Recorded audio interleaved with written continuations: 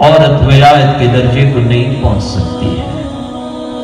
خدا کی قسم، عورت اگر چاہے تو اپنے مکان کی چہار دیواری میں رہ کر ولایت کے اعلیٰ درجے کو پہنچ سکتی اور اپنے وقت کی ولیہ بن سکتی ہے۔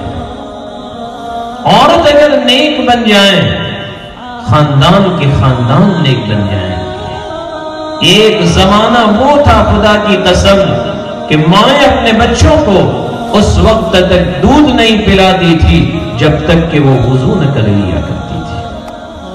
ابھی چند دنوں پہلے ایک کتاب کا مطالعہ کر رہا تھا، اس میں ایک بزرگ کا واقعہ لکھا ہے کہ ان کے یہاں پر لڑکی کی ولادت ہوئی، لہذا جب لڑکی کی ولادت ہوئی وہ بھی بڑے نیک، ان کی گھر والی بھی نیک۔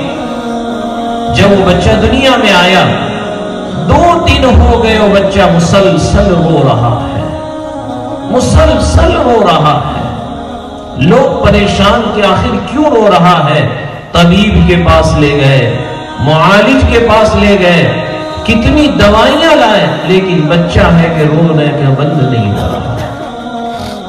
آخر وہ بزرگ جب اپنے گھر سے باہر نکلے تو ایک مجذوب نظر آئے، وہ بھی بڑے اللہ والے تھے۔ ان کو اپنے گھر لے کر آئے کہ بھائی چلو میرے گھر، ہمارے یہاں پر اللہ نے لڑکا دیا ہے، لیکن 2 دن سے مسلسل رو رہا ہے اور کوئی دوا اثر نہیں کر رہی ہے۔ جب وہ مجذوب ان کے گھر پہنچے، میری ماں بہنیں غور سے اس بات کو سنیں، جب وہ اپنے گھر آئے ان بزرگ کو لے کر، تو ظاہری بات ہے صاحب دل کو پہچان لیتا ہے۔ قیمت جوہر، جوہری بیدانن یا شاہ بیدانن۔ ڈائمنڈ کی قیمت میں اور آپ کیا جانے ہیں؟ مجھے اور آپ کو اگر ڈائمنڈ بتایا جائے تو ہم کہیں گے تو بلوری کاج ہے، لیکن اس کی قیمت تو زویری پہچانے گا یا تو بادشاہ۔ وہ بزرگ نے وہ بچہ اپنے ہاتھ میں لیا اور اس کی پیشانی کو دیکھ کر پڑھ لیا کہ واقعتاً اسے کوئی تکلیف نہیں ہے، اور اس اللہ والے نے اس معصوم بچے کو اپنے گود میں لے کر اس کے اپنا منہ اس کے کان کے قریب لے گئے اور اس کے کان میں کچھ پڑھا، داہنے کان میں بھی اور بائیں کان میں بھی۔ جیسے ہی ان کا پڑھنا تھا کہ وہ بچہ خاموش، کچھ نہیں ہوا، رونا بند کر دیا اس نے۔ خیر، جب وہ بزرگ جانے لگے تو انہوں نے پوچھا کہ حضرت بات سمجھ میں نہیں آئی، 2 دن سے ہم پریشان کہ بچہ دودھ نہیں پی رہا ہے، کوئی دوائی اثر نہیں کر رہی تھی، آپ نے اس کے کان میں کہا کیا کہ چھوٹا سا بچہ اور خاموش ہو گیا؟ اس اللہ والے نے کہا میں نے اس کی پیشانی کو دیکھ کر پہچان لیا کہ جب یہ بچہ اس کی ماں کے پیٹ میں تھا، اس کی ماں مسلسل قرآن پڑھا کرتی تھی، ماں کے پیٹ میں اس کی غذا قرآن تھی۔ اب جب وہ بچہ دنیا میں آیا، ماں چونکہ ناپاکی کی حالت میں ہے، حالت نفاس میں ہے، ماں قرآن نہیں پڑھ سکتی ہے، اس بچے نے 2 دن سے قرآن نہیں سنا تھا، آج میں نے اس کے کان میں قرآن میں سورہ فاتحہ پڑھ کر سنائی، اس کو غذا مل گئی، وہ بچہ خاموش ہو گیا۔ ایک دور وہ تھا اور آج کا دور ہم دیکھیں۔ میں اپنی ماں بہنوں سے گزارش کروں گا، اپنے گھر کے ماحول کو بنانے میں تمہارا بہت بڑا رول ہے۔ گھر کا ماحول دیندار بنے گا آپ کی وجہ سے۔ آپ اپنے آپ کو چاہیں تو چہار دیواری میں رہ کر ولایت کے اعلیٰ درجے کو پہنچ سکتی ہے۔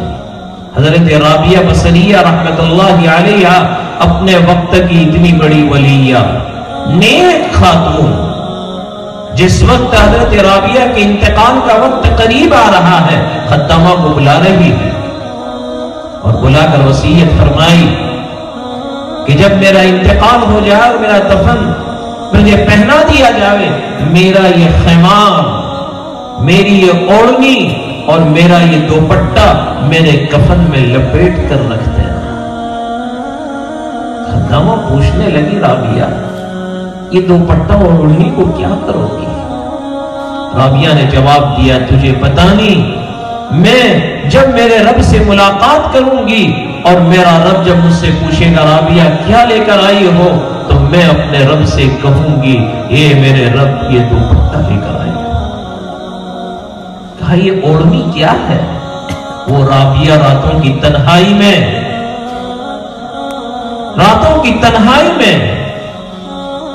اپنے رب کے سامنے مصلی پر کھڑی ہو جاتی تھی اور اللہ کے ڈر سے گرم گرم آنسو بہایا کرتی تھی، اور وہ جو آنسو نکلتے تھے زندگی بھر کے آنسو اس نے اس دو پٹے سے پوچھے۔ آج ہم نے تو راتوں میں رونا، آج ہمارے یہاں پر رونے والے نہیں رہے،